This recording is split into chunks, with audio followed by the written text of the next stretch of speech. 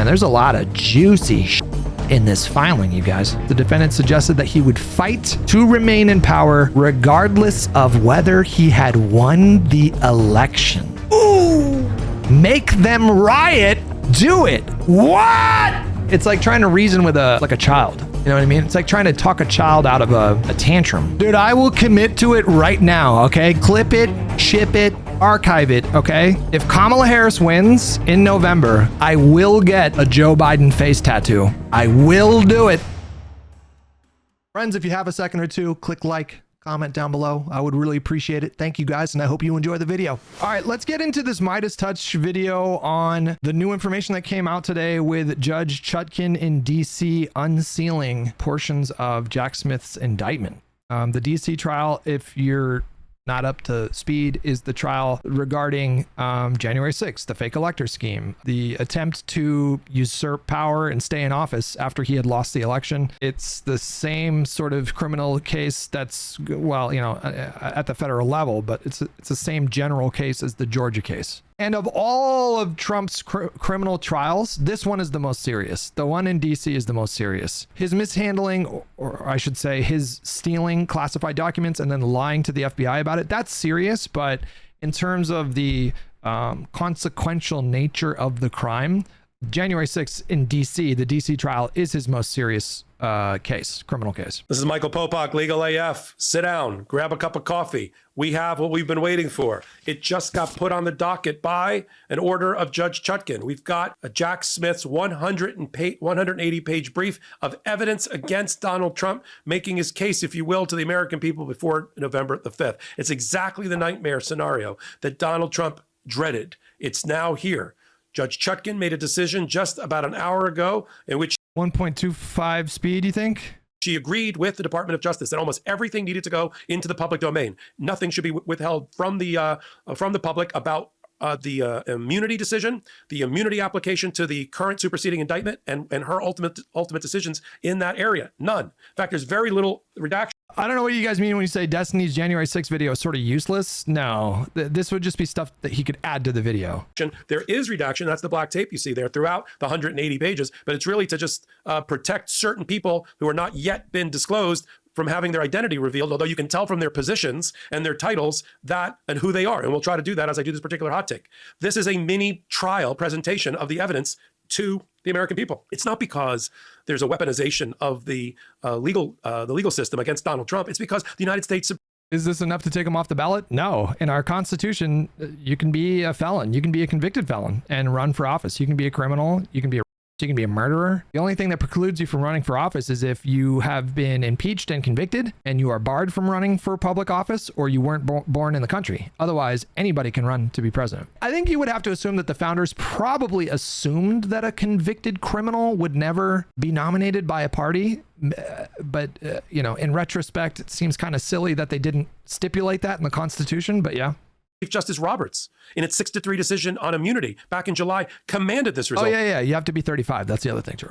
Demanded this result, forced Judge Chutkan right now and not at some later time to go through the superseding indictment line by line and try to figure out how much of it, using a fact analysis, an analysis of the supporting facts and evidence, forcing Jack Smith to carry his burden now to overcome the presumption of immunity for official contact. All that be done now. The only way to do that now is to submit a 180-page brief, list all the evidence, and then follow that up, which they already have, with a tractor trailer full of physical evidence and citations and witness statements and testimony from the grand jury to support it, because she has to do it now.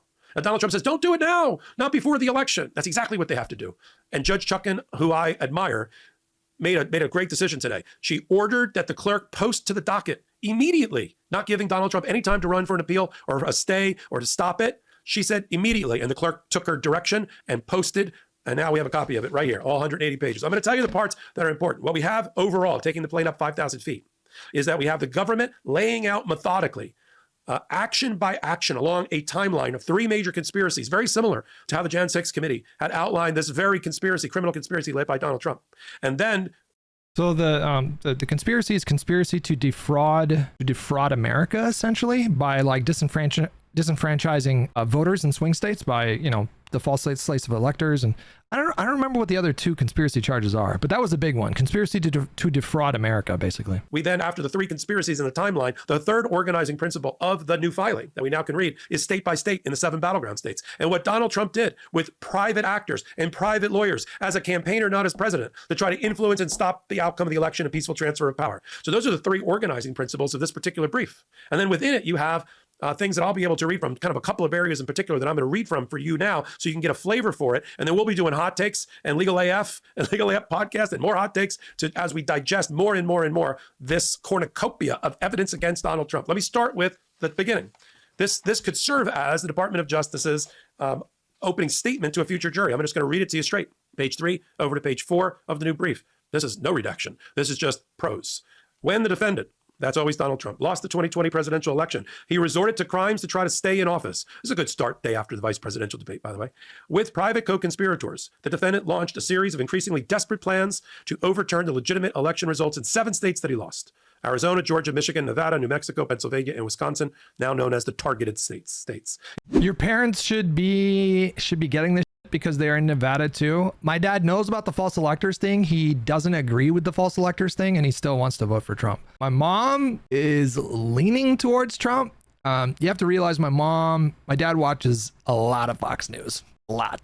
And so my mom will be sitting there playing Mahjong on her tablet or whatever, or her phone, and Fox News will be in the background, 7 to 12 hours a day. And so it's really difficult to break through. I had one conversation with her, and then I tried to push her a little bit more, and she asked that we not talk politics anymore, and I'm just going to respect that. I am going to throw one more Hail Mary before the election, and I think I'm going to focus it on Medicare, because she recently benefited greatly from Medicare just recently. And so I do want to, I am going to find a way to let her know that Donald Trump proposed cuts to Medicare in every single budget that he proposed when he was president, and the Democrats are seeking to expand Medicare. Yeah, expand Medicare and expand government subsidies through the ACA. I got to time that right. I got to time it right, like a week before the election, His efforts included lying to state officials in order to induce them to ignore true vote counts. This is like a terrible criminal bingo board for Donald Trump. So if you had lying to state officials, manufacturing fraudulent electoral votes in the targeted states, attempting to enlist Pence in his role as president of the Senate to obstruct Congress's certification of the election by using false fraudulent electoral votes, when all else failed, directing an angry mob of supporters to the United States Capitol to obstruct the congressional certification, you won. The through line of these efforts, the brief continues, was deceit. That's the common denominator. The defendants and co-conspirators knowingly false claim of election fraud. They used these lies in furtherance of 3 conspiracies. That's part of the organizing principle of this particular brief I told you about. 1, a conspiracy to interfere with the federal government's function by which it collects and counts election results according to the Constitution and the Electoral Count Act. 2, a conspiracy to obstruct the official proceeding in which Congress certified those results. And 3, and this is the one that's most devastating and disqualifying for me, for a person who's running again for the presidency, a conspiracy against the rights of millions of Americans to vote and have their votes counted.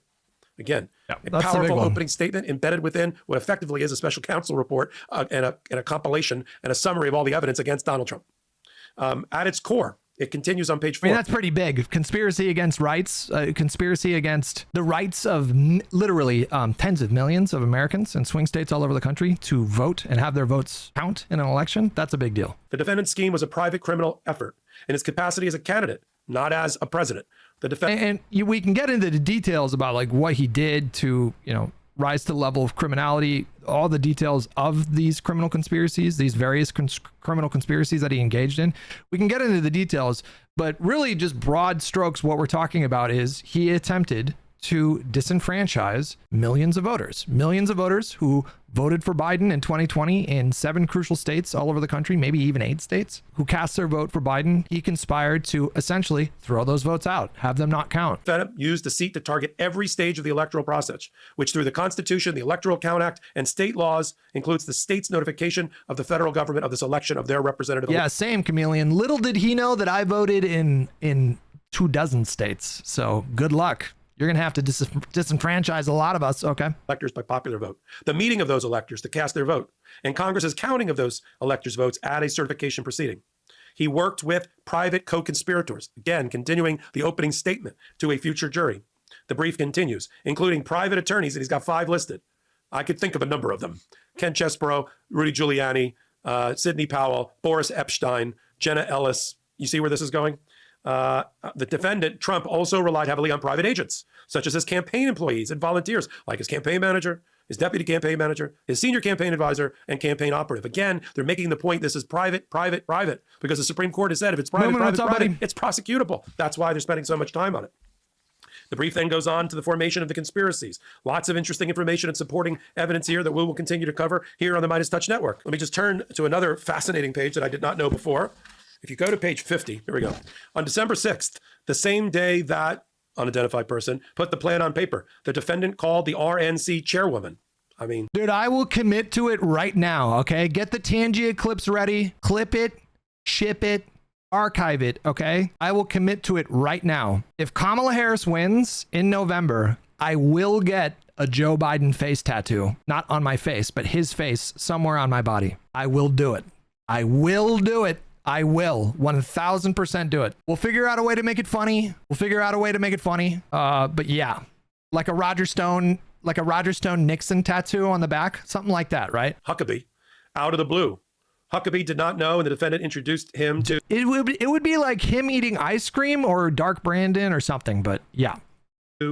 By saying that he was a professor and lawyer. This is John Eastman, and was the primary speaker at the convention. This one person told another that he and the defendant wanted the RNC to help the campaign assemble electors in the states where they had legal challenges or litigation ongoing. This is the beginning of the fake elector scheme. John Eastman, Ken Chesebro. On the same day, from his personal email account, Eastman forwarded, well, it doesn't say Eastman, but we know it is, forwarded to a campaign staff member a memorandum he just wrote. We just need to have someone coordinating the electors for states. That became Mike Roman, the election day coordinator for Donald Trump. I'm sure he is mentioned in here as an unindicted co-conspirator. Then it goes through state by state and what they did in Arizona and what they did in all the other targeted states to use the fake elector scheme. Now, why is the fake elector scheme so important? Because even the United States Supreme Court, when it said that on 2 of the 4 counts against Donald Trump are for obstruction of an official proceeding, meaning Congress. But because of a prior case called Fisher, that the United States Supreme Court decided before the immunity decision, in order to have that count stand, any Jan 6 co-conspirator, even Trump, they have to show. It's not a bet, it's a commitment. It's not a bet, it's a commitment. We're gonna do. I do like, there's one meme that where it's Joe Biden and Hunter Biden, and they're like walking and smiling, and the caption says, "Banging and funding wars." That's a good one. Probably too edgy for a tattoo, but definitely a good one. The use of false or fraudulent evidence. Donald Trump was all over the fake elector certificates, which even under the Fisher decision for the United States Supreme Court should survive, and those counts should stay. Because the other thing that Judge Chutkan has to evaluate as part of her remand from the Supreme Court is whether all 4 of the counts in the superseding indictment, including the 2 for obstruction of justice, contain false evidence and therefore can survive a motion to dismiss or this immunity analysis. And that's what they're doing right now. Then they turn on page 59 to the pressure campaign of Mike Pence. Now, that one Donald Trump's all excited about. He says, oh, Mike Pence, anytime Donald Trump talked to Mike Pence, that was constitutional. That was absolutely immune. That was immunity without any exception, or you can't overcome the presumption of immunity because they're constitutional officers talking. Yeah, but they're not talking about constitutional officer stuff. They're talking about the campaign and how to get elected or not elected. And that takes it out, or should take it out of that realm. Here's what they say on page 59. As Trump's various attempts to target the states failed and the January 6th congressional certification approached, the defendant and the co-conspirators turned their attention to Pence, who as president of the Senate presided over the certification proceeding. Again, the fake electors. In service of a new plan, here's the new plan, the new conspiracy, to enlist Pence to use his role to fraudulently alter the election results at the Jan 6 certification proceeding. Note to the undecided, are you okay with a candidate who's being accused in an indictment with evidence to back it up that he tried to convince and corrupt his vice president to fraudulently alter the election results? Doesn't your vote matter? But I digress. Let's continue. The defendant first publicly turned his sights towards January 6th in the early mornings of December 19. This is after Donald Trump met with Ken Chesebro, a lawyer in the White House. The defendant posted on Twitter. So is Jack Smith saying like all of it's fair game? Like there's nothing that was covered from the Supreme Court immunity ruling? A copy of a report falsely alleging fraud, and wrote, and this is now the infamous tweet, statistically impossible to have lost the 2020 election. Big protest in D.C. on January 6th. Be there, will be wild. He got that idea from Ken Chesebro. The defendant, so when CC5, that's co-conspirator 5, learned about the tweet. He sent a link about it to another of the Wisconsin attorneys. By the way, Hutch, those fake electors tried to steal my vote and I want them to be prosecuted for it. Maybe tell your dad that. You know, dude, if I was living in one of the states where they tried to do this in, I would be livid. I mean, I live in California, so nothing ever happens here. It's always going to be blue, et cetera, et cetera, et cetera. But so I don't know what that feels like. But if I lived in Georgia, if I lived in Arizona, if I lived in Nevada, if I lived in Pennsylvania, if I lived in Michigan, and then it came out that the president tried to take my vote away, tried to disenfranchise me, I would be furious. I mean, I'm already furious, just so you know. Like I am of course furious, very upset that Donald Trump tried to do what he did. What he did was so profoundly un-American. I can't, it's hard for me to think of how he could have been more un-American during the 2020 election and in the aftermath. But if I was actually personally impacted by that, but if it was my vote that they were attempting to steal, I would be furious and I would want justice. Yeah. Who he had met with the defendant in the Oval Office and wrote, wow, based on 3 days ago, I think we have unique understanding of this. That's Ken Chesebro. That's Ken Chesebro, who was shepherded into that office by Rance Priebus of Wisconsin, what's up, buddy? Along with another Wisconsin lawyer, and they convinced they got a worm inside of Donald Trump's ear, and that's going to be the evidence that's going to come out there. The defendant and his co-conspirators recognized that Pence, by virtue of his ministerial role, presiding over the certification, would need to be a key part of their plan to obstruct the certification proceeding. They needed Mike Pence. Remember, Mike Pence cooperated with the special counsel and gave testimony. Mark Meadows cooperated with the special counsel and gave testimony. They have all of Mike Pence's emails. They have all of Mark Meadows' text messages. Deadly. Did Meadows get immunity? I don't remember. I know he was charged in Georgia. Did he get immunity at the federal level? He was granted immunity in the federal case. October 27th, 2023, in a major development, the special counsel granted immunity to Mark Meadows. For Donald Trump. We're just seeing how deadly now that it's being partially revealed in this. He was definitely charged in Georgia. 180-page brief. They go on to talk about how the interaction between Donald Trump and Pence is a private affair. And the reason they got to continue to do this is that this brief has to accomplish, along with the supporting evidence, has to accomplish a couple of things at the same time. It has to show that it's either private conduct, and therefore prosecutable, even under the immunity decision, falls in that bucket. Or even if it is official conduct of the president, stuff that presidents kind of sort of do as part of their job description, stretch to its outer boundaries, which is what the law requires, they can rebut that presumption by showing the government, by showing now evidence that this was not official conduct, but this was private. So that's what we're watching, right? This is what we're watching as this mongoose sort of wraps itself around Donald Trump and squeezes. This is what we're watching. I was going to say Cobra.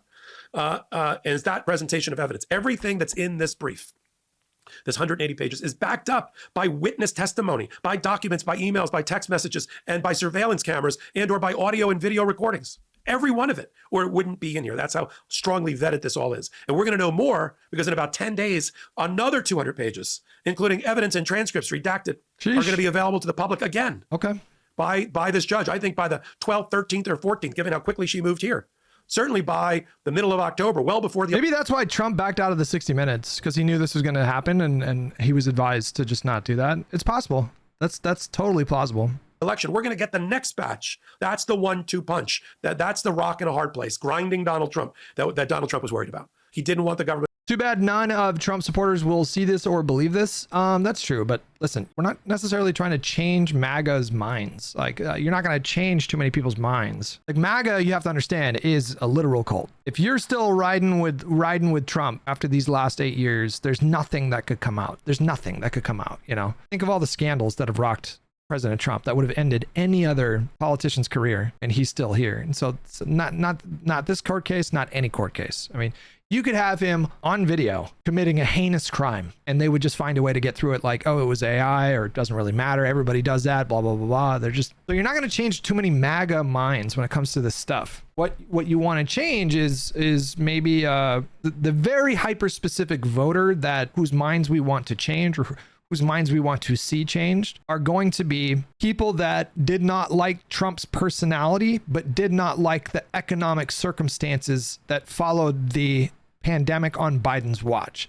So these are people that are like, I really don't like Trump's tweets. I'm not really comfortable with the stuff that he says about women, but honestly, my paycheck went further. And so I'm thinking about voting for him over Kamala. Those specific people are people that you want to maybe change their minds. And we're talking about, I don't know what percentage of the country would fall into this umbrella. Maybe 10%, And if you can change 1% of their minds, or 2% of their minds, or 3% of their minds, or 10% of their minds, then maybe you can get somewhere. Maybe that can be the difference between winning and losing. To have two briefs. He certainly didn't want any of this out in the public domain before November. But what it really shows is the amount, the sheer volume of evidence and corroborating evidence and witnesses that are be testifying against Donald Trump. Think of the trial just looking at this brief. Just a week of former attorneys for Donald Trump testifying against him. A week of former elected officials, including Mike Pence, testifying in front of the jury. Right? A week of campaign staff members testifying against Donald Trump.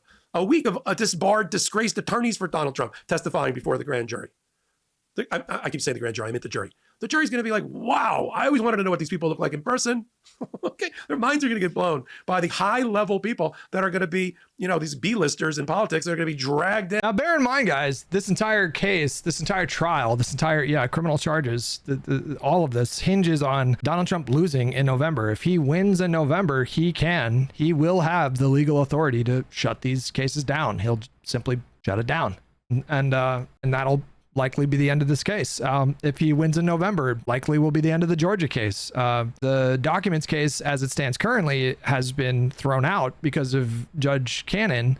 That is going to be appealed, and very likely will be reversed. But basically all of these cases go away if he wins in November. So vote and testify against Donald Trump. There, as I've said before, as a criminal defense lawyer, as a lawyer who practices in these kind of courtrooms, there isn't, from what I understand from the Gen 6 committee and from filings like this one, Jack Smith. Sitch and Adam fight over the debate. They're not going to say J.D. Vance was lying. They're going to say, look, he's telling the truth here. That shouldn't be the law. I mean, technically they are. It is technically they are of legal status, but they shouldn't be. That's the calculation that they're going to make. Okay, then Vance should be smart, which he's been in other parts in this debate, but this is stupid. Instead of saying they're illegal, which is factually untrue, and it gets you down this stupid Sitch's law conversation about the definition of illegal, he should just say like the Biden or the Kamala Harris, immigrants. Obama expanded TPS protections to Haitians back in 2010. Temporary protected status is status that we grant certain migrants who are approved beforehand, and it has to be in special circumstances. For example, after a big natural disaster, I believe Haiti suffered a really terrible earthquake, and it resulted in over 100,000 Haitians relocating to the United States. But they did not come in here illegally. They are subject to strict vetting before they come into the country, and once they're here, they are legal residents of this country. The idea that the Haitian migrants are illegal is both. And it's not enough. You can't just simply say, well, they shouldn't be legal, therefore I'm going to call them illegal. That's just a silly thing to say. Right? Why? Just hold on. Why must he bend to your sensibilities? Why can't he just... It's not bending to my sensibilities. It's telling the truth. What the are you talking about? I have never heard Sitch lose full like that ever. I feel like I've seen a ton of clips of them. Have we ever heard him scream like that? This is like insane. Wait, this would be like saying, God. wait, no. This would be like saying, oh, I'm pro-life. Okay, so I'm going to look at a state that is pro-choice, and they allow abortions, and say the illegal abortion laws that are taking place under Tim Walz. Yeah. And you're like, what do you mean illegal? It's legal in that state. No, but I think it should be illegal. Yeah. Well, just because you think it should be illegal doesn't mean it is illegal. True. I literally just said that 5 seconds ago. Look, we got to dial it down a bit. You understand the argument that I'm making? It's like the argument you're making is retarded. I don't know what I did not pre-watch this clip. When was this clip even posted? 31 minutes ago. You know I'm telling the truth because I was live 31 minutes ago. It's because your streamer is wicked smart, okay? Mac pack the car in the garden, motherfuckers. It's because your streamer is a smart guy, okay? We did actually get a bunch of details because of Katie Phang. She is a journalist for MSNBC. So she took some time to peruse through everything that was unsealed today. As a resident Bostonian, that wasn't the worst accent I've ever heard.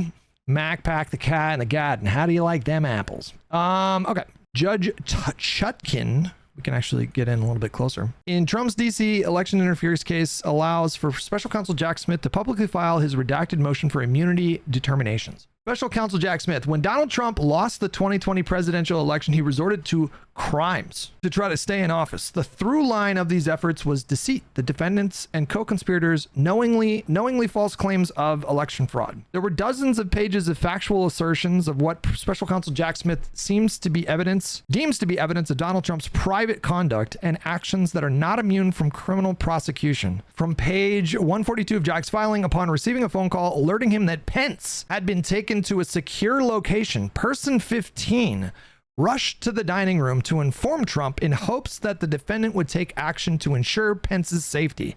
Instead, after person 15 delivered the news, the defendant looked at him and said only, "So what?" Ooh, that's very damning. Ooh, wow.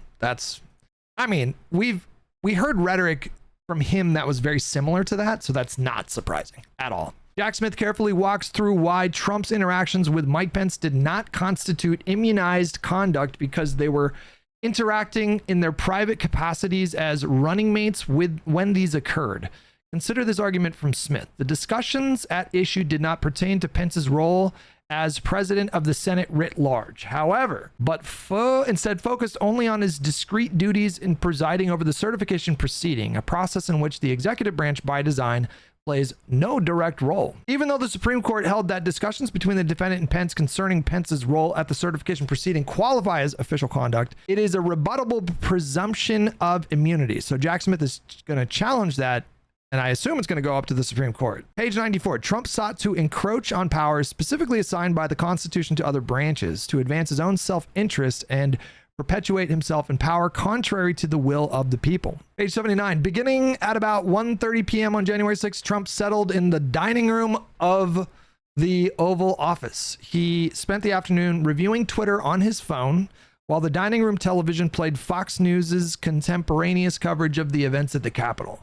Trump working so hard here on 1/6 to convince the rioters to leave the Capitol and to peacefully disperse. That's sarcasm there. In specific sections, the special counsel filing sets forth Trump and his co-conspirators' private conduct in each of the states within which they perpetrated the fake elector scheme, which had nothing to do with Trump's position as POTUS. This emphasis is critical because even Justice Amy Coney Barrett agreed with DOJ that Trump's conduct vis-a-vis these fake elector schemes is not protected immunized conduct. Jack Smith cites the Justice Barrett in the filing on page 112. The defendant's conduct with respect to the elector scheme is inherently private, not subject to immunity. Sorting private from official conduct sometimes will be difficult, but not always. Take the president's alleged attempt to organize alternative slates of electors. In my view, that conduct is private and therefore not entitled to protection. Person 15 was an assistant to the president and director of Oval Office operations. Is this Meadows? At trial, the government will elicit from person 15 that he witnessed an unprompted comment that the defendant made to his family members in which the defendant suggested that he would fight to remain in power regardless of whether he had won the election. Ooh, that is not good. That's not good. We got testimony from we got secondhand witness to a family member saying something very damning. Specifically following the 2020 election, while aboard Marine One, the defendant told his wife, daughter, person 14, and son-in-law, person 13, quote, "It doesn't matter if you won or lost the election, you still have to fight like hell." Ooh. Oh, that's new. Oh my goodness. Person 15 happened to overhear this comment, but was not participating in the conversation. So we have a direct witness. It's not even hearsay. They are a direct witness to that. That's bad. That's very bad. Let me bookmark that one. Former AG Bill Barr makes an appearance as person 52, beginning on page 158, wherein Jack Smith makes it clear that Barr's repeated statements that the Department of Justice had not seen evidence of fraud sufficient to change the election result, that claims that voting machines had skewed the election results were unsubstantiated. Claims that is admissible evidence. On page 8, when the colleague suggested that there was about to be unrest reminiscent of the Brooks Brothers riot, a violent effort to stop the vote count in Florida after the 2000 presidential election, Donald Trump responded, "Make them riot, do it." What? Wow, hold on. Yo, that's the whole case, isn't it? Page 8. Wow. Wow. Wee-wah. In the immediate post-election period, while the defendant claimed fraud without proof, his private operatives sought to create chaos rather than seek clarity at polling places where states were continuing to tabulate votes. For example, on November 4th, campaign employee P5, a campaign employee, agent, and co-conspirator of the defendant, tried to sow confusion when the ongoing vote count at the TCF Center in Detroit, Michigan, looked unfavorable for the defendant. There, when a colleague at the TCF Center told P5, quote, "We think a batch of votes heavily in Biden's favor is right," P5 responded, "Find a reason it isn't. You're very special. Give me options to file litigation, and even if it is false," I'm assuming. When the colleague suggested that there was about to be unrest reminiscent of the Brooks Brothers riot, a violent effort to stop the count, blah, blah, blah, blah, blah. Oh, person 5. Sorry, I thought. Okay, I understand what's going on here. That wasn't Trump. Person 5 responded, "Make them riot and do it." The defendant's campaign operatives and supporters had used similar tactics at other tabulation centers, including in Philadelphia, Pennsylvania, and the defendant sometimes used the resulting confrontations to falsely claim that his election observers were being denied proper access, thus serving as a predicate to the defendant's claim that fraud must have occurred in the observer's absence. I mean, this is still really significant. You had somebody who was representing Donald Trump legally, literally asking for someone to make them riot. This is wild stuff. Not to be lost in the immunity filing coverage, Judge Chutkan entered an opinion and order that allowed for special counsel Jack Smith's immunity motion to be publicly filed with some redactions. Within it, Judge Chutkan notes, in addition to the assertions discussed above, defendant's opposition brief repeatedly accused the government of bad faith partisan bias. These accusations, for which defendant provides no support, continue a pattern of defense filing focusing on political rhetoric rather than addressing the legal issues at hand. Not only is that focus unresponsive and unhelpful to the court, it is also unbefitting of experienced defense counsel and undermining of the judicial proceedings in the case. Ooh, that's not good. Getting admonished from the judge by the judge like that. A defendant had an opportunity to make his case that his prosecution is improperly motivated. Future filings should be directed to the issues before the court. Can you use stuff like that to disbar people? I'm curious. Judge Chutkan has also reserved ruling on Jack Smith's proposed redactions to the exhibits attached as cited evidence to the motion. Note, I deleted a post that incorrectly attributed a quote to Trump, but it was instead P5. Okay, there's the confusion. What does this page say?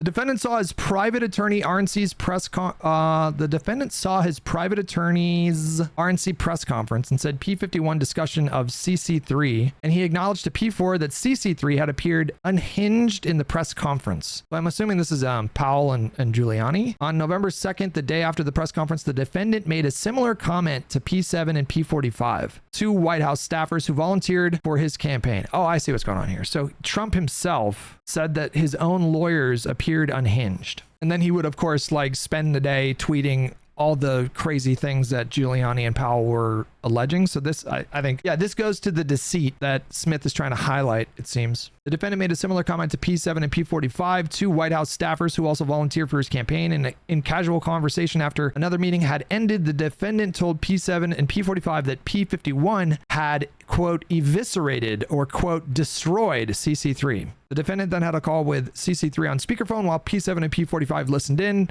and mentioned the P51 segment to CC3. While CC3 responded, the defendant placed the call on mute, and to P7 and P45 mocked and laughed at CC3 and called her claims crazy. So that's got to be Powell, right? And made a reference to the science fiction series Star Trek when describing her allegations. In the same time period, when P9 told the defendant that CC3's claims were unreliable and should not be included in lawsuits, the defendant agreed that he had not seen anything to substantiate CC3's allegations. That's pretty damning. Can a non-threads person read these? I guess you can. Here we go. Oh, yeah. We're getting to the juicy here. They are misleading millions of people. P43 followed up on his public tweet in a private email on November 28 to P44, the RNC spokesperson, expressing his concern about CC1 and P12 spread of disinformation. I'm really not trying to give you a hard time, but what CC1 and P12 are doing is a joke, and they're getting laughed out of court. It's setting us back in our fight for election integrity, and they are misleading millions of people who have wishful thinking that the president is going to somehow win this thing. Okay, so it seems like the major focus of this briefing is highlighting the fact that Donald Trump 100% knew that he lost the election. One of the biggest defenses, one of the most common defenses that we see in terms of like the MAGA cult and how they excuse what Trump did in the aftermath of the election leading up to January 6th.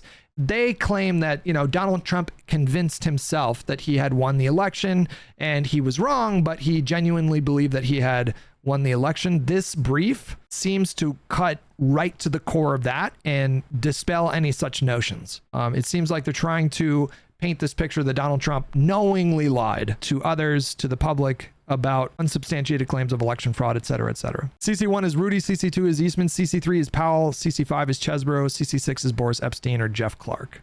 During the event, CC1, which one is that one? Is that Rudy? During the event, Rudy falsely stated that Pennsylvania had issued 1.8 million absentee ballots and received 2.5 in return. The claim was rooted in an obvious error. The comparison of the number of ballots sent out in the primary election to the number of ballots received in the general election. After seeing Rudy make this claim, P43 is who now? P43, the RNC's chief counsel, tweeted publicly that is not true. In the following days, campaign staff internally confirmed that Rudy was lying. When one campaign staffer wrote in an email that CC1 claim was just wrong and there's no way to defend it, P3 responded, "We have been saying this for a while. It's very frustrating." Likewise, in late November or December, P9 informed the defendant directly that a claim Rudy was spreading that Pennsylvania received 700,000 more mail-in ballots than were mailed out was bullshit and explained the error. So is P9 Barr? I feel like P9 might be Barr. He says bullshit a lot. In early November, a campaign meeting so it's not just Trump that was aware that these claims were bullshit. It seems like a ton of people in Trump's orbit also were well aware of the fact that what Rudy and Powell were doing was nonsense, lies, bullshit. In early November, in a campaign meeting, when the defendant suggested that more people in Pennsylvania had voted than had checked in to vote, Deputy Campaign Manager P3 corrected him. Around the same time, Philadelphia City Commissioner P47 appeared on television and stated that there was no evidence of widespread fraud in Philadelphia. After seeing the interview, the defendant targeted P47, tweeting, "A guy named P47, a Philadelphia commissioner and so-called Republican rhino, is being used big time by the fake news media to explain how honest things were with respect to the election in Philadelphia. He refuses to look at a mountain of corruption and dishonesty. We win." As a result of the defendant's attack, threats that P47 was already receiving became more targeted and detailed, including his address and names of his family member. That's not good. On November 19th, P43, the RNC chief counsel, sent an email to P44, an RNC spokesperson, warning about inaccuracies in the suit. "Just FYI, I don't believe the claims in the contest regarding dead voters. Those voting from out of state, etc., are substantiated. We are working with the campaign on data matching project, and those numbers are going to be a lot lower than what the NV people have come up with. They're also targeting our military voters. To be frank, the contest has little chance of succeeding. Happy to discuss this stuff if you want more info." P44 then sent a copy of P43 email from her personal email account to the personal email account of P45, one of the defendant's White House staffers who volunteered for the campaign. Donald Trump famously does not use email. I don't think he texts. I could be wrong about that. So I think he's wary of any kind of a paper trail, so he relies on people to feed him information. When the defendant called P37 and P38 to invite them to the White House, he did not provide the topic of the meeting, but did ask about allegations of fraud in the election in Michigan. The legislators told him that they and the Michigan legislature were examining the allegations. Both P37 and P38 assumed that the defendant wanted to see them to discuss claims of election fraud, and they wanted to be firm that they had not seen any evidence that would change the outcome of the election. For this reason, and to avoid talking openly about election fraud, they prepared materials to raise regarding COVID-19 and planned in advance to release a statement over the meeting, once the meeting was over, that said that the legislators were unaware of information that would change the outcome of the election. Over the course of the meeting, the defendant dialed in both P39, despite her request not to participate, and CC1. P21 was present for some, but not all of the meeting. After some small talk with the legislators in the Oval Office, the defendant raised various fraud claims, including that he had lost Michigan because of fraud or misconduct in Wayne County, where Detroit is located. P37 corrected the defendant and told him that he had lost primarily. The defendant began a call with an animated monologue in which he argued, okay, so this is the just find me the vote, so I don't think I need to read that. Here's a bit on Ruby Freeman and Shay Moss. On December 10th, however, CC1, that's Rudy, further perpetuated the false State Farm Arena claim where when he appeared at another hearing, this one before the Georgia House of Representatives Government Affairs Committee. During it, he displayed some of the footage that had been used on December 3rd hearing that had been debunked in the interim by Georgia officials, nonetheless claimed that it showed voter fraud right in front of people's eyes. He then named 2 election workers, Ruby Freeman and Shay Moss, and basically accused them of quite obviously surreptitiously passing around USB ports as if they were vials of heroin or cocaine. All right, we already know that story. During the subcommittee hearing, the conspirators also set in motion a sensational and dangerous lie about election workers at State Farm Arena that would result in the defendant's supporters harassing and threatening those workers. First, P23, one of the defendant's private attorneys, claimed that more than 10,000 dead people had voted in Georgia. Next, P24, an agent of the defendant, played misleading excerpts of closed-circuit camera footage from State Farm Arena and insinuated that it showed election workers committing misconduct, counting suitcases of illegal ballots. This was bullshit. Lastly, based on the false fraud allegations, CC2, who had already been engaged as a private lawyer for the defendant but did not disclose that at the hearing, encouraged the Georgia legislators to decertify the state's legitimate electors. Trump and co-conspirators' conduct resulted in harassment and threats of violence against Arizona officials. So I believe this is in Arizona. The guy there's a documentary about all of this on Max, guys. It's called Stopping the Steal, all about the fake elector stuff. I would highly recommend just sitting down and watching it. It's like an hour and a half. If you're unfamiliar with the details of the slate of false elector scheme and all that stuff, it's a really good resource. They interview dozens of Republican officials who supported Trump in 2020, dozens of people who had their lives completely upended because of Trump accusing them of concealing fraud. It's a really good documentary. Okay, the defendant and co-conspirators also attempted to use false fraud claims to convince political allies in the Arizona state legislature to ignore the popular vote and appoint illegitimate electors.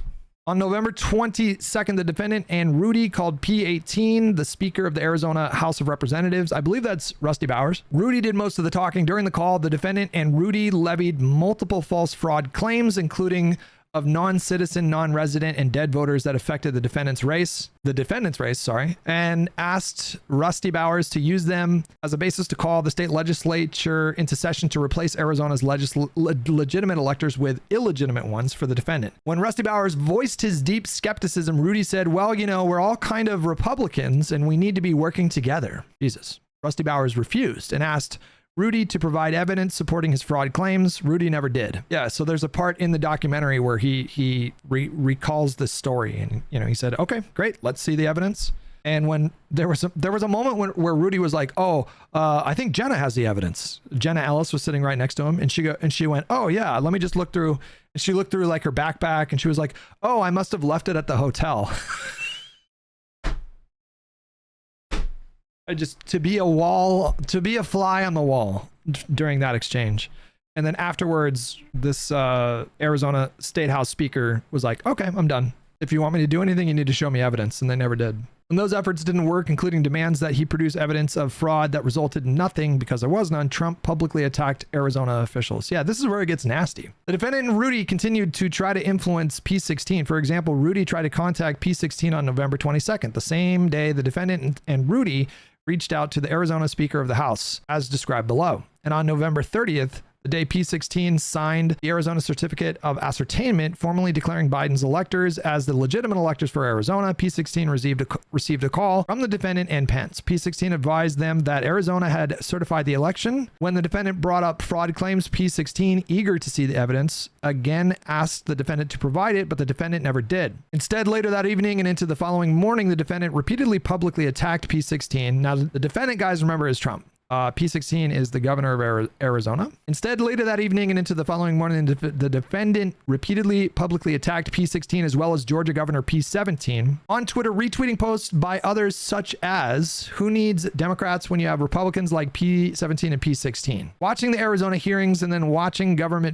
P16 sign those papers, why bother voting for Republicans if what you get is P16 and P17? P17, my state ran the most corrupt election in American history. P16, hold my my beer. And quote, why is P16 still pretending he is a member of the Republican Party after he just certified fraudulent election results in Arizona that disenfranchised millions of Republicans? So the larger context to consider, I don't know. I'm not sure to what extent we're getting new information so far. All of this has been publicly reported on, but the 30,000 foot view of things is Donald Trump knew that these claims were bullshit. Donald Trump knew that when he called these people out on Twitter, it would result in death threats, and he did it anyways. And he knew that it was bullshit. He was weaponizing his, blatantly, he was weaponizing his own support base because he knew that they would threaten these public officials, these Republican officials, these lifelong Republican officials, these lifelong MAGA Trump supporting Republican officials. He knew that his own supporters would reach out to them, dox them, send them death threats. He was counting on those threats to be the thing to persuade these Republican officials to violate their oaths of office and certify Donald Trump's false slate of electors, thus disenfranchising millions of voters in those states. It's so bad what he did. It's so bad. He did not care one iota about the personal safety of these Republican officials that he was sicking his own supporters on in the hopes that pressure would lead to these Republicans essentially handing him the election. Evil manifest, it's evil. It's an evil thing that he did. It's beyond corrupt. It's beyond criminal. It is evil. He couldn't care less if these people died. He couldn't care less if one of his own extremist supporters showed up at these people's house and murdered that person's family, which they were threatening to do. He didn't care about any of that. All he cared about was staying in power. It's so bad. The defendant was on notice that there was no evidence of widespread election fraud in Arizona within a week of the election. On November 9th, for instance, 2 days after the news networks projected that Biden had won, the defendant called Arizona Governor P16 to ask him what was happening at the state level with the presidential vote count in Arizona. At that point, though, Fox News had projected that Biden had won the state. Several other news outlets, including ABC, NBC, CNN, and New York Times, had not yet made a projection.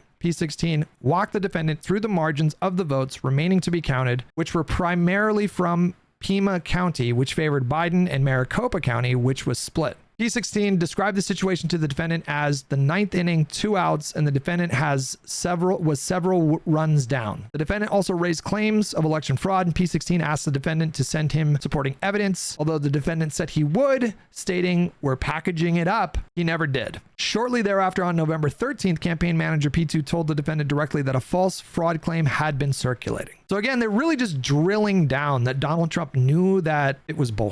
Because again, the best defense that MAGA came up with for Trump was that he had convinced himself that he won. It wasn't technically a lie because he believed that he had won. And what this briefing, this briefing that was filed today, lays out quite elaborately, in a quite detailed way, was that he did know. He knew full well that he had lost the election. He knew full well that these claims of voter fraud were bullshit. In fact, he told one of his family members, it doesn't matter if you won or lost the race, you got to fight like hell anyways. Now that is really damning. That is really damning. Somebody heard him and turned state's witness. Somebody heard him say, it doesn't matter if you win or lose, we're still going to fight like hell. Wow. That's new. That's new information. The defendant and his co-conspirators also demonstrated their deliberate disregard for the truth and thus their knowledge of falsity when they repeatedly changed the numbers in their baseless fraud allegations from day to day. At the trial, government will introduce several instances of this pattern in which the defendant and conspirators' lies were proved by the fact that they made up figures from whole cloth. One example concerns the defendant and conspirators' claims about non-citizen voters in Arizona. The conspirators started with the allegation that 36,000 non-citizens voted in Arizona. 5 days later, it was beyond credulity that a few 100,000 didn't vote. 3 weeks later, the bare minimum was 40 or 50,000. The reality is 250,000. Days after that, the assertion was 32,000. Ultimately, the conspirators landed back where they started, 36,000, a false figure they never verified or corroborated. I mean, that's quite damning as well. They're just inventing numbers, just blatantly just inventing numbers, just out of thin air. nothing to substantiate it. They're just, they're just throwing these numbers out there. And it starts at 36,000, goes to 50,000, goes to 256,000, or 250,000, goes back down to 36,000. It's just, insane. Conversation on November 4th, in which the defendant asked Pence to study up claims of voter fraud in states that had won together in 2016 to determine whether they could bring legal challenges as candidates in those states. Pence described the conversation as follows, quote, well, I think it was broadly, it was just look at all of it. Let me know what you think. But he told me that campaign was going to fight, was going to go to court and make challenges. And then he just said, we're going to fight this and take a look at it. Let me know what you think. A call between the defendant and Pence on November 7th, a day the media organizations began to project Biden as the winner of the election. Pence tried to encourage the defendant as a friend, reminding him, you took a dying political party and you gave it a new lease on life. A call between the defendant and Pence on November 7th, the day the media organization began to project Biden as the winner. And there's a lot of juicy shit in this filing, you guys. Pence tried to encourage the defendant as a friend, reminding him blah, blah, blah, blah, blah. A November 11th meeting among the defendant, Pence, campaign staff, and some White House staff, during which Pence asked when most of the lawsuits would be resolved. Quote, when does this thing come to a head? And the campaign staff responded the week after Thanksgiving. November 12th meeting among the defendant, Pence, campaign staff, and some White House staff, during which Pence recalls the campaign lawyers gave a sober and somewhat pessimistic report on the state of election challenges. Private lunch on November 12th, in which Pence reiterated a face-saving option for the defendant. Quote, don't concede, but recognize the process is over. So Pence is really trying to land the plane. A private lunch on November 16th, in which Pence tried to encourage the defendant to accept the results of the election and run again in 2024, to which the defendant responded, quote, I don't know, 2024 is so far off. And here we are. A November 23rd phone call in which the defendant told Pence that the defendant's private attorney, P76, was not optimistic about the election challenges. A December 21 private lunch in which Pence encouraged the defendant, quote, not look at the election as a loss, just as an intermission. Oh my God. They're trying to it's like trying to reason with a child. You know what I mean? It's like trying to talk a child out of a tantrum. This was followed later in the day by a private discussion in the Oval Office in which the defendant asked Pence, what do you think we should do? Pence said, after we have exhausted every legal process in the courts and Congress, if we still came up short, the defendant should take a bow. Pence had at least 8 conversations with Trump where he and Trump discussed that there was no basis to challenge the election. We just went over those, I think. Trump was repeatedly told the legal challenges to the 2020 election were meritless. Trump then fired other staffers who would get in the way of the conspiracy. As the defendant placed alternating phone calls to P3 and CC1 throughout November 13th, P1 informed CC6, another private campaign advisor, of the change, writing, close hold, don't tell anyone Trump just fired P3 and put CC1 in charge, and you are to report to Rudy. When CC6 was asked if P2 was gone too, P1 replied that they all report to Rudy and that P1 had made a recommendation directly that if Rudy was not in charge, this thing is over. Trump is in it to the end. Trump jettisoned staff who told him, okay, so that same day, in an implicit acknowledgement that he had no lawful way to prevail, the defendant sidelined the existing campaign staff responsible for mounting his legal election challenges from P2, P3, and others who were telling the defendant the truth that he did not want to hear, that he had lost. The defendant turned to Rudy, a private attorney, who was willing to falsely claim victory and spread knowingly false claims of election fraud. Contrary to the defendant's public claim of victory immediately following Election Day, his advisors informed him that he would likely lose. On November 7th, in a private campaign meeting that included P2, 3, and 4, campaign staff told the defendant that he had only a slim chance of prevailing in the election and that any potential success was contingent on the defendant winning all ongoing vote counts or litigation in Arizona, Georgia, and Wisconsin. Within a week of that assessment on November 13th, the defendant's campaign conceded its litigation in Arizona, meaning that based on his campaign advisor's previous assessment, the defendant had lost the election. By October 2020, P1, a private political advisor who had worked for the defendant's 2016 presidential campaign, began to assist with the defendant's re-election effort. 3 days before the election, before Election Day, P1 described the defendant's plan to I'm assuming this is Bannon. described the defendant's plan to a private gathering of supporters and this is Bannon. And what Trump's going to do is just declare victory, right? He's going to declare victory. That doesn't mean he's the winner. He's just going to say he's the winner. And after explaining that Biden supporters favored voting by mail, P1 stated further, and so they're going to have a natural disadvantage and Trump's going to take advantage of it. That's our strategy. He's going to declare himself winner. Pretty damning. Damn. Okay. Wait, is that it? So listen, as more people pour over this thing, we're gonna start to see like the juiciest stuff rise to the top. This is really damning, really, really damning, and it just flies in the face of this idea that Trump thought he won the election. He quite obviously knew that he had lost this election. I'm going through it, the start of it right now. I am still going through it, but I understand what it is. It is utterly. It's not shocking because you understand it, but like having it all laid out in front of you, it's such a perverse set of events that took place.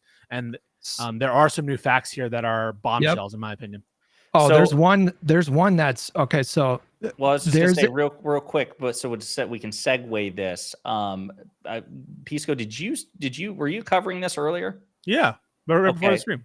So then to kind of tie it all in together into this segue, and then we'll turn it back over to Hutch. Again, Rob Noor called you. Notice how Pisco calls it an October surprise. He knows Jack Smith and Shotgun are releasing this to interfere in the election, and he loves it. So that's the stupidest thing I've ever heard in my life. It is the month of October. Just because I call something an October surprise doesn't mean that someone intended it to be an October surprise. The Department of Justice is doing no more or no less than what the Supreme Court asked them to do, which is to present factual findings supporting or detracting an argument on the specific immunity official action doctrines that was laid out in Trump versus United States. And so it's bizarre to take what is objectively a truth, that is, we have new bombshell allegations from a filing, to take from that a intention to affect or distort the 2024 election on behalf of the Justice Department. That is bizarre, stupid. And of course,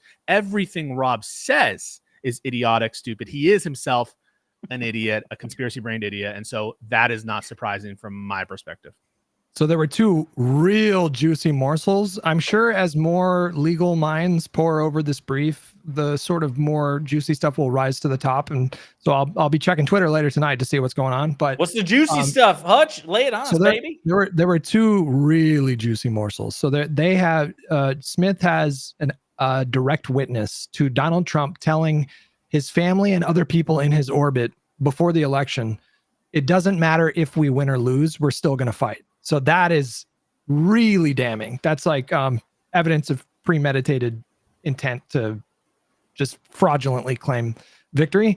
There was also an instance in the briefing that described one of Trump's lawyers who was fighting in Michigan, I believe. And somebody told the lawyer, like, listen, we don't want this to get out of hand. Otherwise, we may have something like the Brooks Brothers riot in 2000 in Florida. There was an instance in Florida where there was actual violence that took place at a location where people were counting the votes. And the lawyer responded by saying, no, make them riot, do it.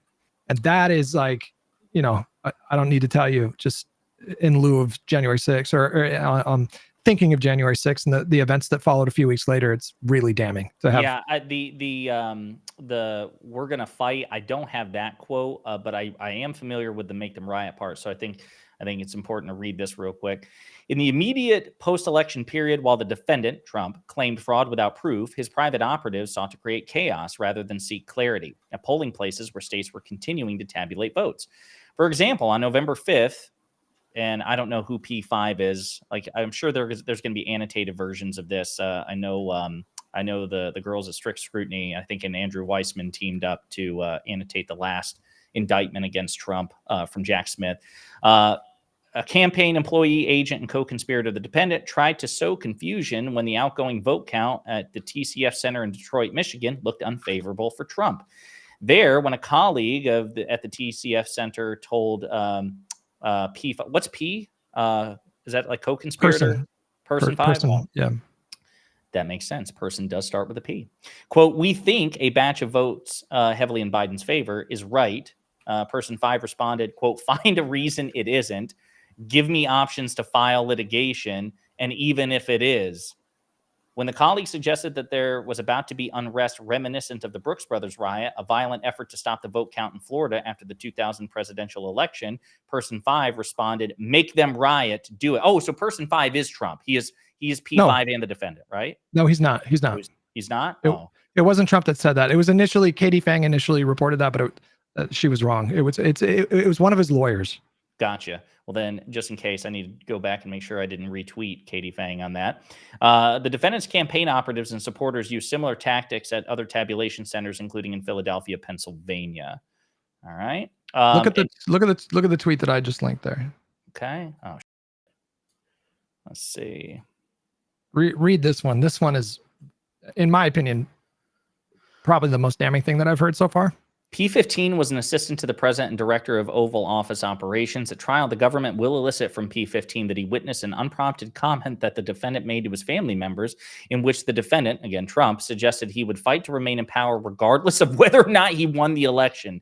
Specifically, following the 2020 election aboard Marine One, Trump told his wife, daughter, P14, and son-in-law, P13, "It doesn't matter if you won or lost the election, you still have to fight like hell." P15 happened to overhear this comment. He was not participating in the conversation. Wow. That is insane. Now, I know technically the White House chief of staff president, but I've never seen director of Oval Office operations. But are we assuming that P15 is Mark Meadows? That's what I speculated. Yeah. I mean, it's no more or less than what we already knew. We knew that Trump knew this was false. And we knew that when he declared victory on the night of the election, he couldn't possibly have had the information necessary to determine that A, he won, or B, there was fraud. And so we already knew there was plenty of evidence before. This is a bombshell, another smoking gun, that he was absolutely uncaring about whether or not he won or lost. In the first instance, he actually did know that he lost, but that he was willing to do his efforts to steal the election or to try to take victory, regardless of whether he won. That is by itself, as well as evidence of culpability and evidence of criminal intent, completely disqualified. How could you possibly vote for someone who claims victory regardless of whether they win? So the focus of this briefing, as far as I've seen so far, is to demonstrate the intentional deceit. So if you guys will recall, the absolute best defense that MAGA people come up with for Trump is that, well, he wasn't really lying because he thought he won. And there are so many facts laid out in this briefing that should thoroughly disabuse any rational person of the notion that he had convinced himself that he won.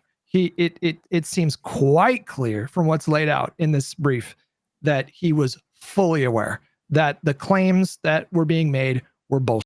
There's another portion in the brief where he is listening to Sidney Powell lay out her sort of quote unquote evidence that there was fraud, and he put her on mute and mocked her. He was in a room full of people. There were maybe 2 or 3 other people in the room, and he put her on mute and he mocked her. And he said, basically, she sounds insane. She sounds like she's a person on Star Trek, I think is what they said in the briefing. I don't know what that means. And then he later that night and throughout the week and throughout the weeks was citing her quote unquote evidence of voter fraud. So this idea that he didn't know that he lost the election is total bullshit. And I think this briefing makes that quite clear. And if there was if this were anyone other than Trump, it would be so obvious. Like, imagine that we had all these emails from like Hillary Clinton talking about stealing the election. Is there any world in which MAGA would be like, oh, but Hillary might have genuinely thought that she won? I mean, there's no world, and you guys know it. So I want to read this section that, I'm sorry, just real quick, just because Hutch brought it up, the Trump Powell stuff. So Trump saw his private attorney's RNC press conference and P51 discussion of CC3, and he acknowledged it to P4 that CC3 had appeared, quote, unhinged in the press conference. On November 20th, the day after the press conference, Trump made a similar comment to P7 and P45 to White House staffers who had also volunteered for his campaign. In casual conversation after another meeting had ended, Trump told P7 and P45 that P51 had, quote, eviscerated or, quote, destroyed CC3. And I assume CC3 is Sidney Powell. Trump had a call with CC3 on speakerphone while P1 and P45 listened in and mentioned the P51 segment to CC3, again, who I assume is Sidney Powell. While Powell responded, Trump placed the call on mute, and to P7 and P45 mocked and laughed at Powell and called her claims crazy and made a reference to the science fiction series Star Trek when describing her allegations. In the same time period, when P9 told Trump that CC3's claims were unreliable and should not be included in lawsuits, the defendant agreed that he had not seen anything to substantiate Powell's allegations. And then he went on and he broadcast them and he tried presenting them as evidence and he tried. Yes. So think about the bad faith there. Think about the smoking gun that is. Yeah. He's multiple witnesses have him, and this is not hearsay because it's an opposing party statement, and so this is absolutely introduced as substantive evidence, not hearsay. You have multiple people attesting to a conversation where he is ridiculing the factual accuracy of the claims that Sidney Powell is stating, and obviously indicating that he does not believe them, and then using those very same claims as substantive evidence to push forward his election theft. It's even How worse is that than not that. a smoking gun? It's even worse than that. So there was another part in the briefing where somebody ran into the dining room when Trump was sitting there scrolling through Twitter and watching the events of January 6th play out live on Fox News.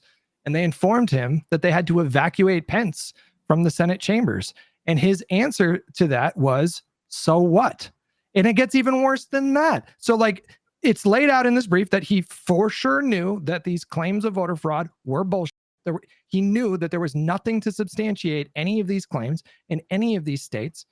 And he still attacked these state officials on using his Twitter account, knowing that it would result in them getting death threats. It is obvious that he was banking on his own supporters, terrorizing these Republican state officials, and potentially that would lead to them sort of, quote unquote, making the right decision, i.e. violating their oaths of office and throwing out millions of votes. He had no regard for the personal safety, not only of these Republican officials in various states, but their families. These people got death threats with their addresses and the location of their family.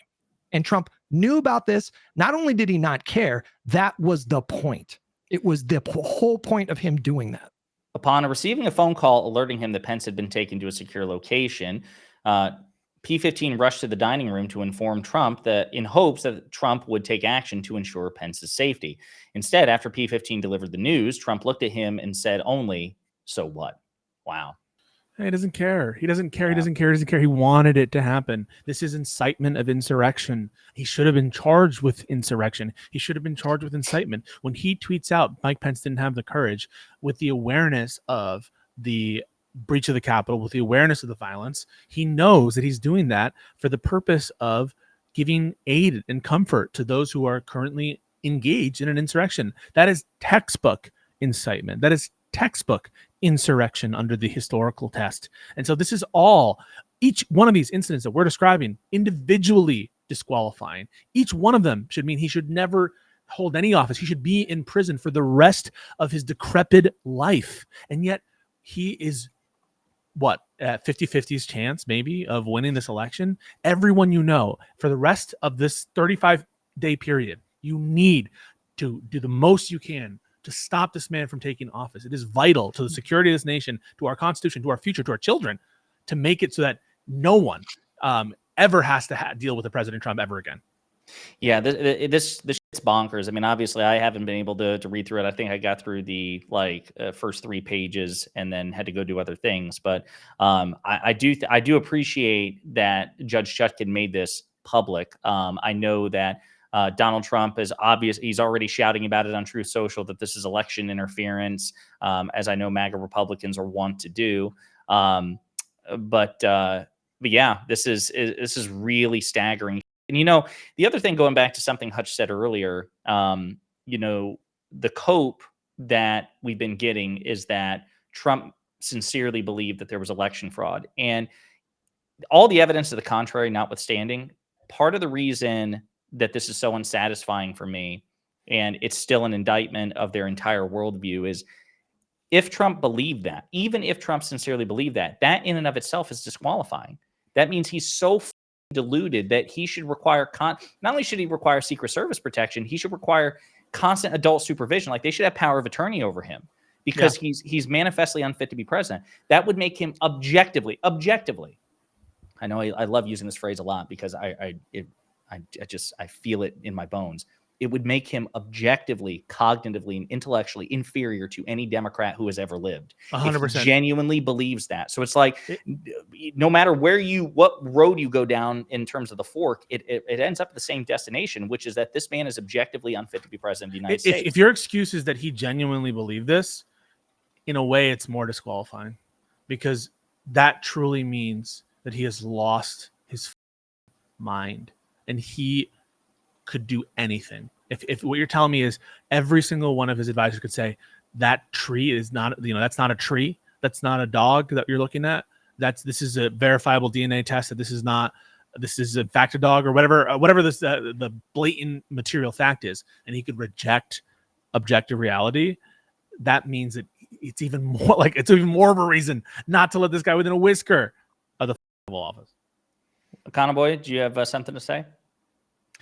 Yeah, I mean, it's just worth noting as well that even before this, right? I mean, we have to keep in mind, like, this is a bombshell in some regards, but even before this, right? It was pretty much enough just to look at the facts of what happened and say that this was already obviously clearly disqualifying. I mean, because again, the fake elector scheme, like, mechanically, what is that? Like, what is the precedent that's set if that were to actually have gone through? The precedent that's to set is that the vice president can just choose how to count the electoral votes however he or she wants, right? Or he has the power to just allow the House to elect the president on a per state vote basis, which is to say each House delegation gets to decide who the president is. And I guess, subsequently the Senate would decide who the vice president is.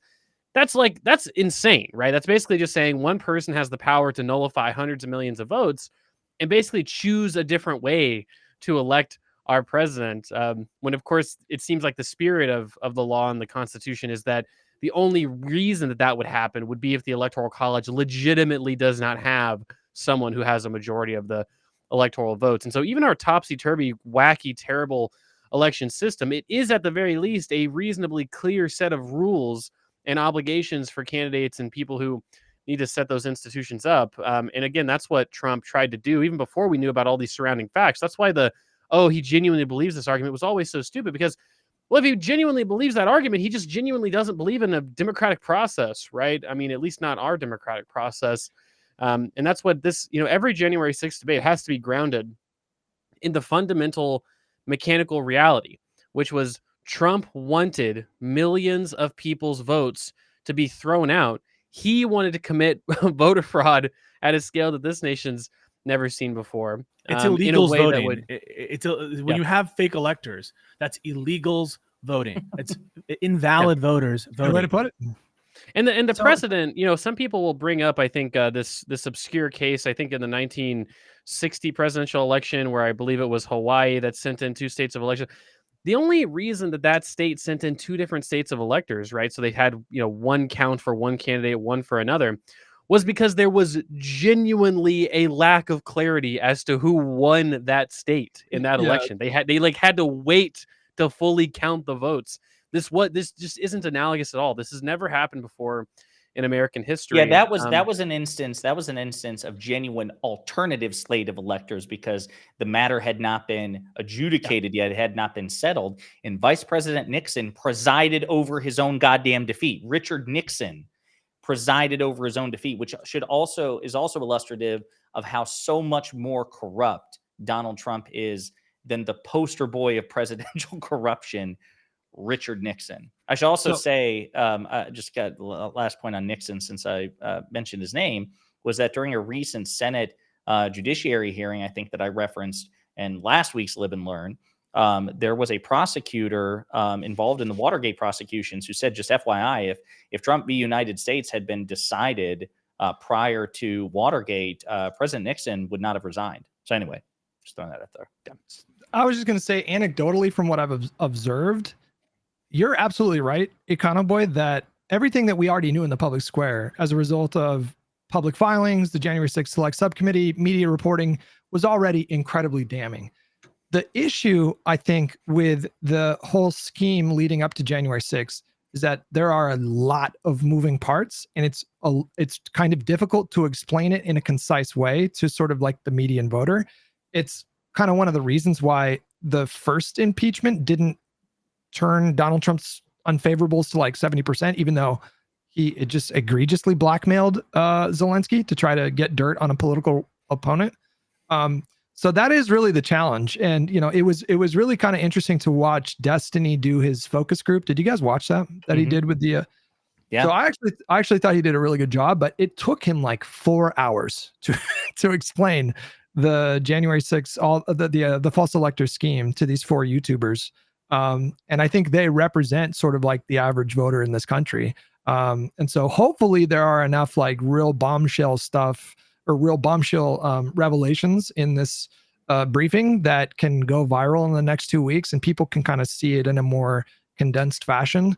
I think just the very idea that he said, like, it doesn't matter if you win or lose, we're going to fight is patently insane. And I think like the median voter is going to hear that and go, what? Excuse me? What do you mean?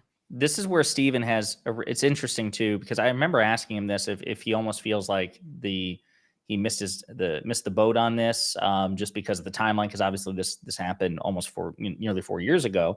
But Steven has a real opportunity here, because I know he's working on this project. I think the whole point is to do like a 15-minute digestible video going into why January 6th disqualifies Donald Trump in an entertaining way.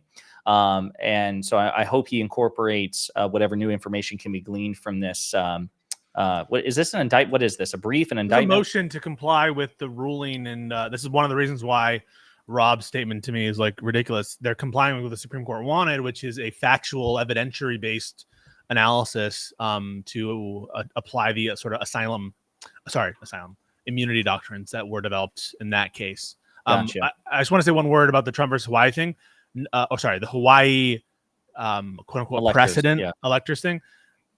You, for all the reasons that Econoboi and Hutch and Jessiah laid out, you should absolutely distinguish those two things. But you also should not grant that was legal. You should not grant that it was okay or non-criminal for them to send in alternate slates in that instance either, if it was not done with the authority of the state. So I just want to be clear on that. There are things that distinguish it, but I do not grant, for purposes of the hypothetical, that it was acceptable in that instance to do that. But didn't the court compel them to do it? I don't think that it was under court order. If it was under a court order, then I don't believe it was. But if it was, then it's even more distinguishable. But I don't think it was. My understanding. Okay, listen, you corrected me once, but I'm gonna throw it out there again. My understanding was that a judge that was adjudicating some dispute around that actually ordered the Democratic Party to assemble their own slate of electors and do it on the same day, because if they did, and they were just complying with court order, then it's even more distinguishable. I that could be true. I don't recall it though, and it's a distinction that would matter a lot to me. But yeah, if that's true, it's even more distinguishable.